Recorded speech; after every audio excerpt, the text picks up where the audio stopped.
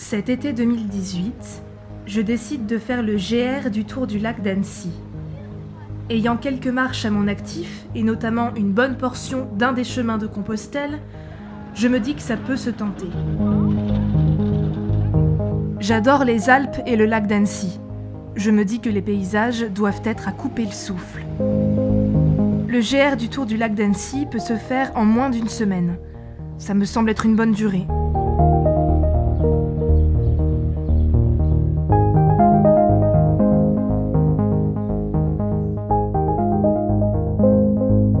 Après une nuit passée à Annecy, j'ai vraiment hâte de commencer ma randonnée dès le lendemain.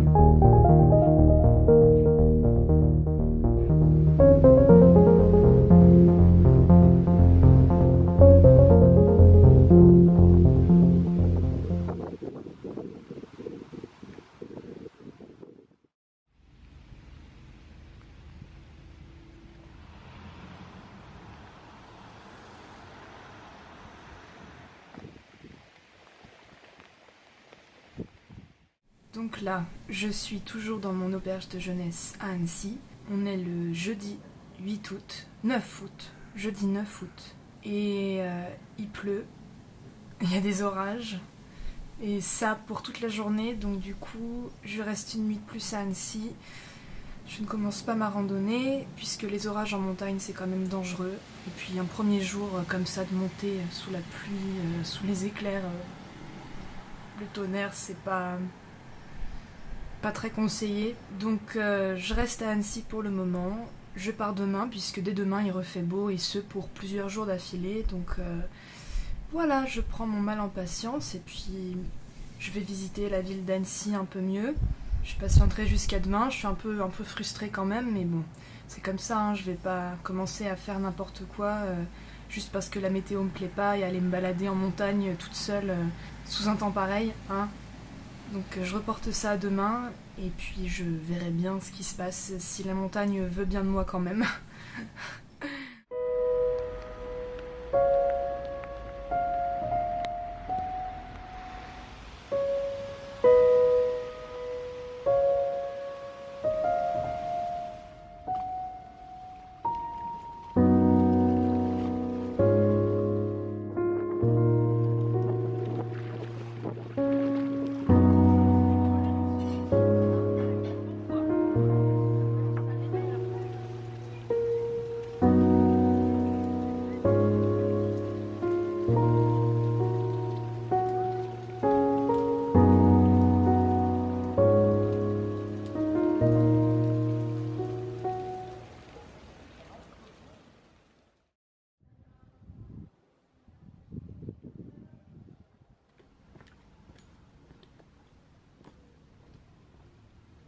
Ça y est, le beau temps est de retour, et ce pour plusieurs jours. Me voilà donc partie. Aujourd'hui, il y a 1600 mètres de dénivelé. Autant dire que ça commence fort, mais de là-haut, la vue doit en valoir le coup.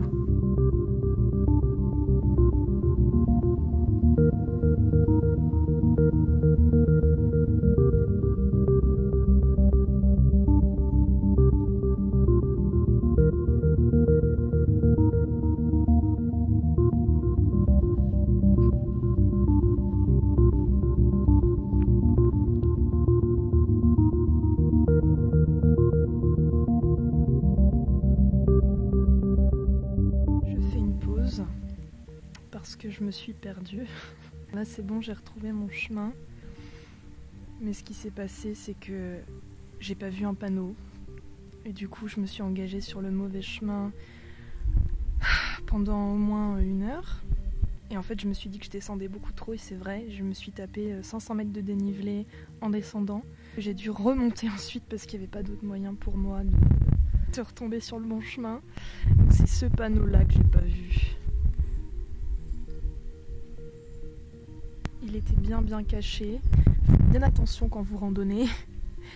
Vérifiez qu'il n'y a pas d'embranchement. Regardez autour de vous qu'il n'y ait pas un panneau que vous n'ayez pas vu, et que vous ne fassiez pas comme moi, qui me suis tapé 500 mètres de dénivelé aller-retour simplement pour retrouver le bon chemin. Bon allez, j'ai encore facilement 1h30, 2 heures de marche. Et je me suis rajouté 1 heure. nickel, c'est parti, j'y retourne.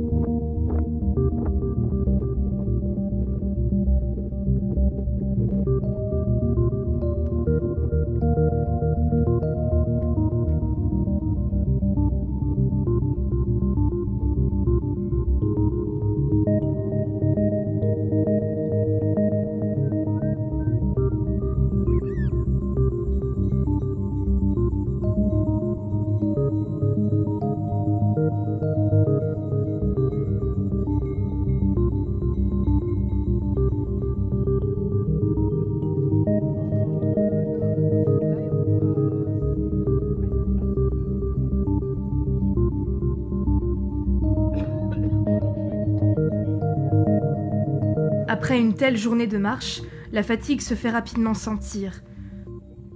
Je me dis qu'il serait raisonnable que je me couche tôt, mais comment résister à un moment passé dehors, enfoui sous des couvertures, à regarder les étoiles filantes ?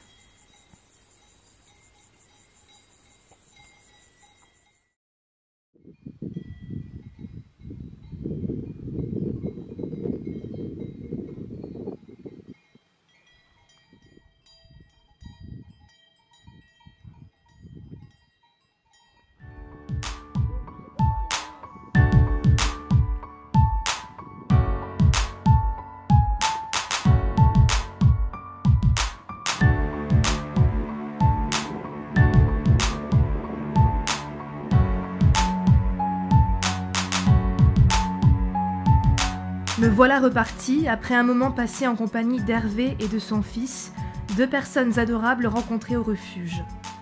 C'est toujours un petit pincement au cœur de quitter des compagnons de route, même éphémères. Ça fait partie de l'aventure.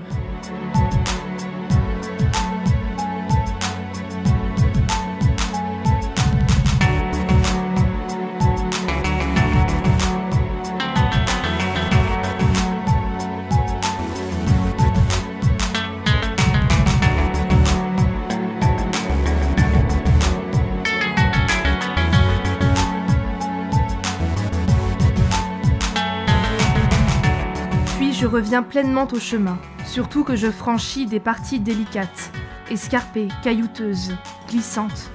Je suis obligée de m'aider de mes mains pour avancer. Mais je sais que la vue au sommet sera superbe.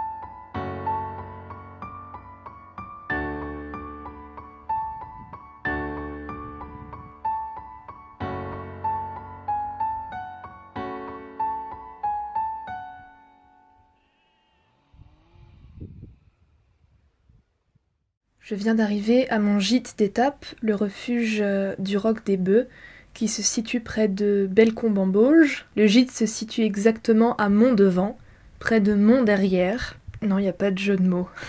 C'était une chouette étape aujourd'hui, il y avait plein de beaux paysages, il a fait très beau. Il y a eu quand même un petit problème, c'est que une blessure que je me suis faite au genou au mois de juin, quand je suis allée faire une des variantes du chemin de Compostelle, la vallée du Célé, entre Figeac et Cahors, je me suis un peu tordue à côté du genou dans une descente, et c'est passé. J'ai pas vu d'ostéopathe ni rien, j'aurais peut-être dû d'ailleurs.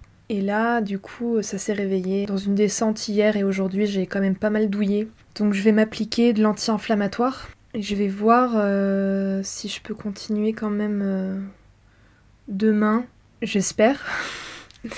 En tout cas, de toute façon, mon étape de 5 jours un peu compromise parce que lundi, des orages sont prévus et c'est en hauteur dans des chemins très escarpés, apparemment. Donc je préfère pas... Ah, il y a des gens qui arrivent là. Je suis plus toute seule au gîte.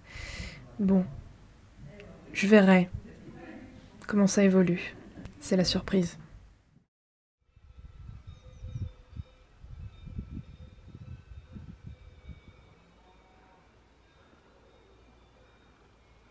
Le lendemain, plus de traces de ma blessure au genou.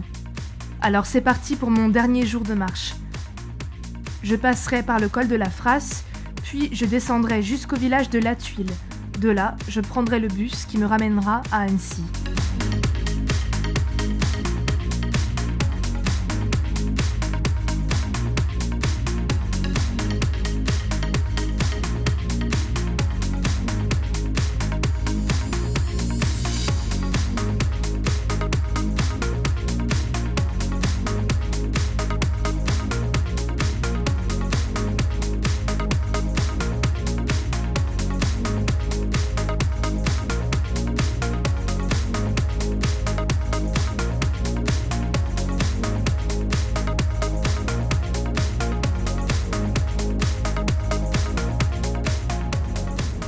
Je n'ai pas beaucoup d'images de cette dernière étape. Ce n'est pas que je n'avais plus de batterie, ni que les paysages n'en valaient pas le coup.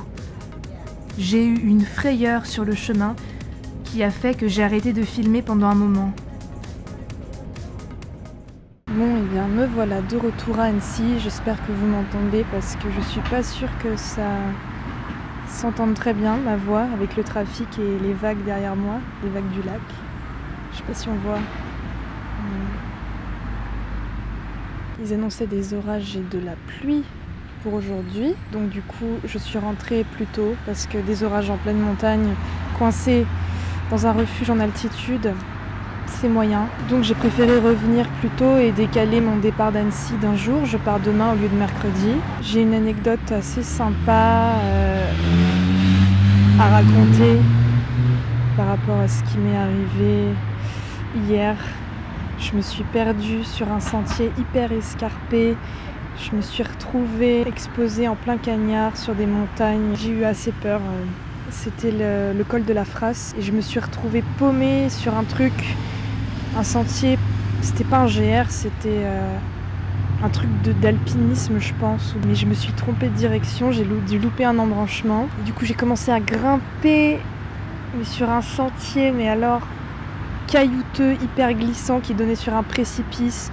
D'abord c'était dans un bois, un sous-bois, il n'y avait pas trop d'indications et j'ai trouvé le chemin parce que des gens avaient empilé des pierres de temps en temps, ça faisait un petit monticule de pierres et c'était des points de repère par rapport à où se situait le chemin. Donc du coup je me repérais grâce à ça. Et donc j'ai grimpé, je devais m'aider de mes mains à un moment donné, enfin même à plusieurs reprises.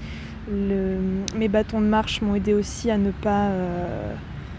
tomber. Surtout que j'avais le poids de mon sac qui pèse quand même, enfin je l'ai pas pesé mais je pense qu'il pèse un petit peu moins de 10 kg, peut-être 7-8 kg idéalement, avec mon matériel de vidéo et tout ça je sais pas trop, mais bon qui pèse un certain poids et qui du coup me déséquilibre, peut me tirer en arrière ou bien peut me faire basculer.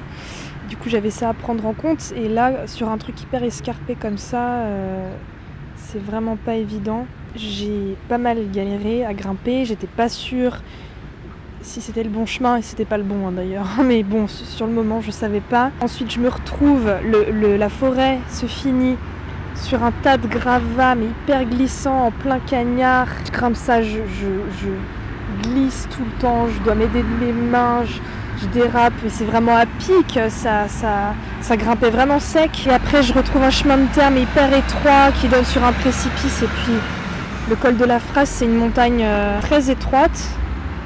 Et la roche est à vif, donc j'étais sur ça, il y avait quasiment pas de végétation, c'était le cagnard total, genre il devait être entre midi et 13h, mais vraiment les pires heures. La roche à nu, taillée, ciselée.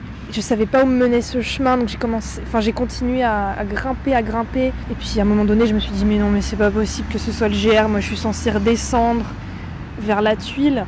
Et là je suis en train de regrimper sur un truc, mais en plus c'est dangereux en fait.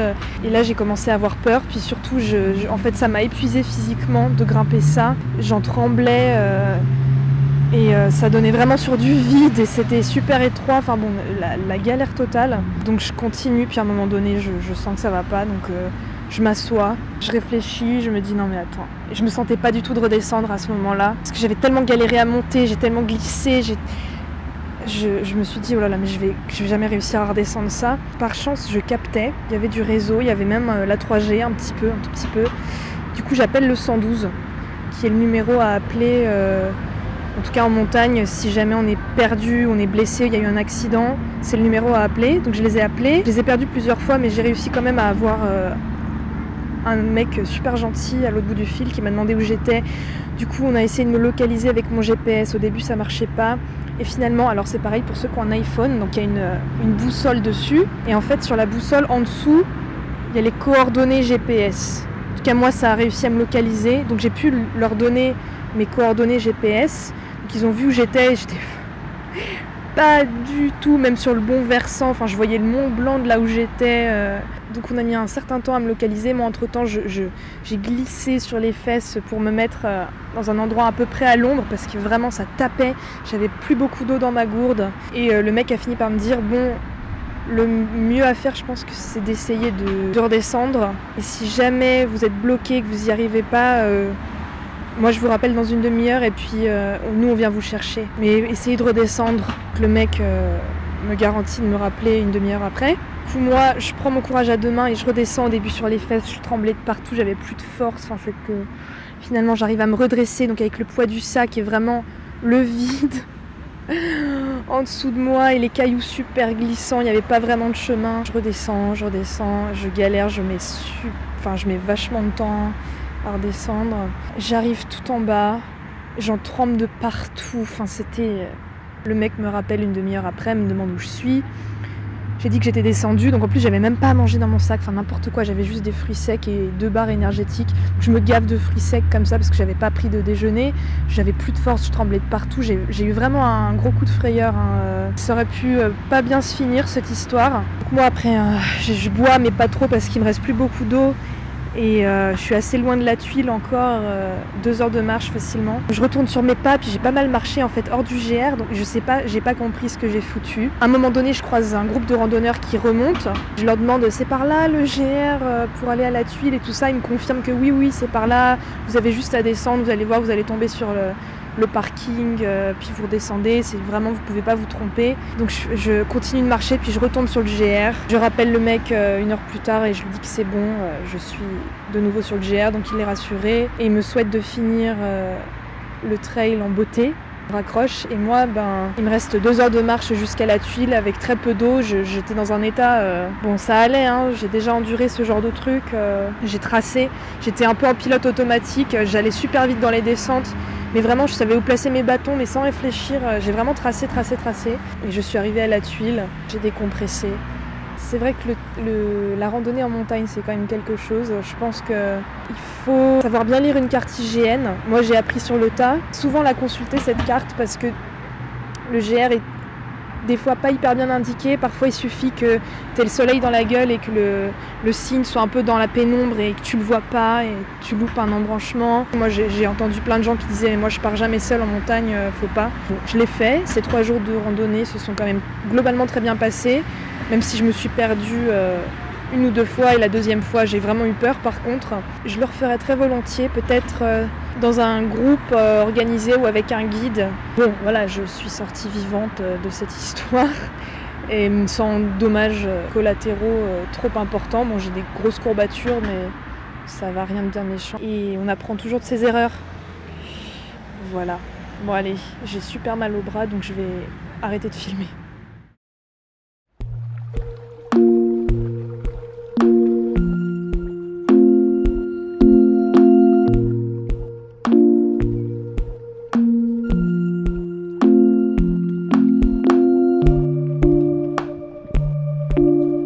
Je passe une dernière journée calme à Annecy.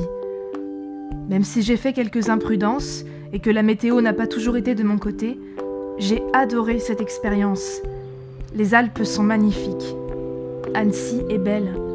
Le lac est sublime. Je compte bien les revoir très vite.